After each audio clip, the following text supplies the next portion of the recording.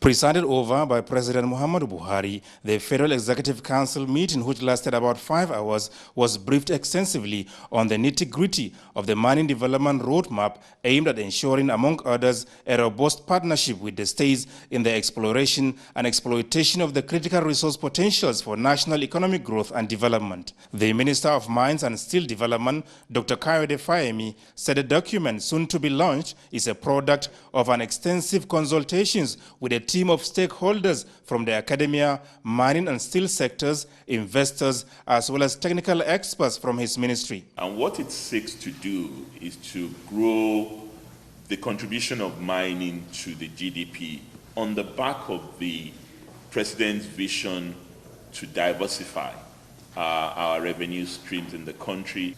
Mining has not been thriving because of that tension between the federal and the state. And now we have a framework that takes into account the concerns of states and the host communities in driving investment into mining. And we're building on what the old roadmap actually provided for. It wasn't a bad roadmap. It just did not answer all the questions that we want it to answer in order to ensure that this sector contributes significantly to GDP. In the area of agriculture, the Council considered and approved the renewal of contract for the provision of technology platform for the delivery of seeds, fertilizers, and other agricultural inputs to smallholder farmers, otherwise known as the Growth Enhancement Scheme. So those who think that we're only here to attack the previous regime, we're not doing that. We've continued where they left off. We acknowledge what was good, we build on it, we deepen it, we widen it, and that's our philosophy as a government. And I assure you in a short while, the food situation will be well away from us, and we will begin to export food items. On her part, the Minister of Finance, Kemi Adeosun, announced the Council's approval of an external borrowing plan from 2016 to 2018 towards sustaining the funding of capital projects in the country.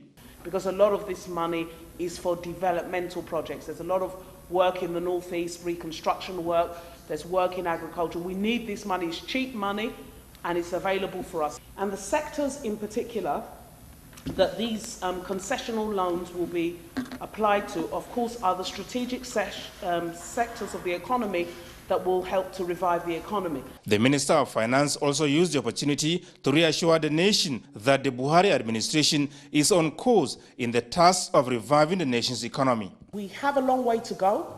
We're not confused and we're not deceiving ourselves that everything is rosy.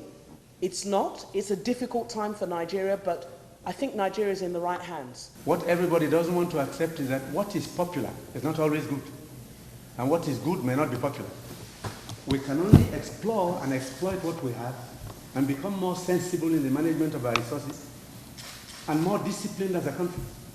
Also at Wednesday's meeting, the Federal Executive Council approved 2 contracts for the construction of an international house in the University of Ibadan, as well as a new library complex for the University of Lagos, valued at over 3 billion naira. From the State House, Adamu Sambu, NTA News.